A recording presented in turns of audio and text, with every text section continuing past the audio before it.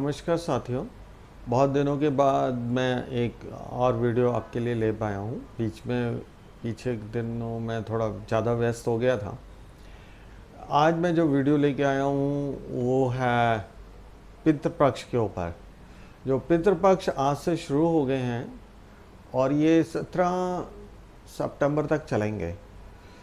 पितृपक्ष आज पूर्णमासी का था और जिनके आपको मालूम होगा ये पूर्वज धरती पे जो आते हैं उनकी याद करते हैं हम अपने पूर्वजों को इन दिनों में।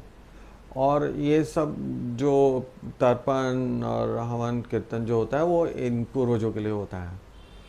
पितृपक्ष में पूर्वजों की पूजा दोपहर के बाद होती है। ये बहुत इम्पॉर्टेंट चीज़ है। आज पूर्णमासी है तो जिनके पूर्वजों का ध्यान पूर्णमासी वाले दिन हुआ है तो आज उनके लिए दिन है। और फिर तिथि के अनुसार उनका हर एक का दिन होता है। दूसरा इसमें एक बात महत्वपूर्ण है, जिनको अपनी तिथि का ज्ञान नहीं है या कुछ मालूम नहीं है तो उनको कम से कम आखिरी जो दिन आता है 17 तारीख को करना चाहिए। 17 तारीख का दिन जो है वो इसलिए है कि एक तो जिनको तिथि का ज्ञान नहीं है उनके लिए, और अपने जितने भी पूर्वज हैं कलेक्टिवली चीज़ें उनके लिए, जिनको आप जाने अनजाने दिमाग में नहीं आ रहे उनसे क्षमा मांगने के लिए होता है। ये जो दिन होते हैं तिथि के अनुसार तो आपको पूर्वज को करना ही चाहिए।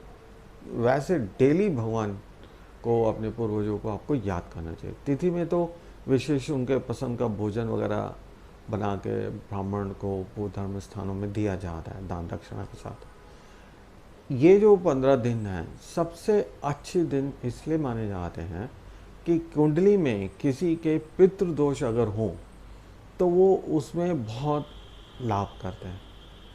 पितृदोष एक सबसे बड़ा जो दोष देखा गया है, जो इंसान का पास सब कुछ होते हवाते कुछ ना हो तो उसको आप पितृदोष ही समझे। राहु केतु के साथ अगर कुंडली में सूर्य बैठे हों या राहु के साथ बैठे हों या केतु के साथ बैठे हों तो एक प्रकार का पितृदोष आता है। उस इंसान को कभी भी यश कीर्ति वगैरह नहीं मिलती है। उस शांति के लिए, पितरों की शांति, पितृदोष के निवारण के लिए ये दिन बहुत ही महत्वपूर्ण है। इसलिए आप सबसे निवेदन है, जिनकी भी कुंडली में पितृदोष जो मैंने ये बताया वो अगर है, या फिर उनको वो समझते हैं कि उनके पास सारी क्वालिफिकेशन है, सारी एक्सपर्टीज़ है, पर कोई उनको जानता नहीं है, उनको उनके पसंद की जॉब नहीं मिल रही, या ऑफिस के अंदर जो वो मेहनत करते हैं उसको रिकग्निशन नहीं मिलता है। सब कुछ होते हुए कुछ ना होना ये एक पितृदोष माना जाता है। लोगों का पितृदोष के कारण विवाह तक नहीं होते हैं, और सुंदर सुंदर बच्चे होते हैं, क्वालिफाइड होते हैं, अच्छी जॉब होती है, पर विवाह नहीं होते हैं।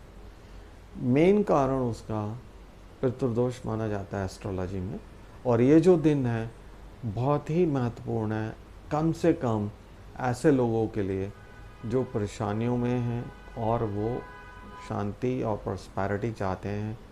अगर आप क्वालिफाइड नहीं हैं या पढ़े लिखे नहीं हैं और सुंदर भी नहीं हैं और आपको अच्छी जॉब नहीं मिल रही और अच्छा कोई व्यवसाय नहीं हो रहा तो आपको समझ आता है। परंतु जब सब कुछ ठीक हो और फिर नहीं हो रहा हो तो उसका एक कारण ज्योतिष में ये माना जाता है, कहीं ना कहीं कुंडली में पितृदोष होगा।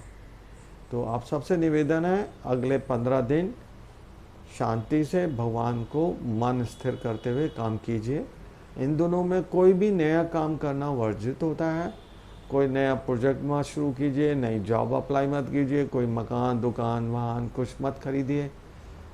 लो प्रोफाइल में रहिए, ईश्वर को याद कीजिए, पितरों को याद कीजिए। आज के लिए बस इतना ही। अगले किसी वीडियो में मैं कोई और एस्ट्रोलॉजी का सब्जेक्ट लेके आऊँगा और जल्दी ही आऊँगा। तब तक के लिए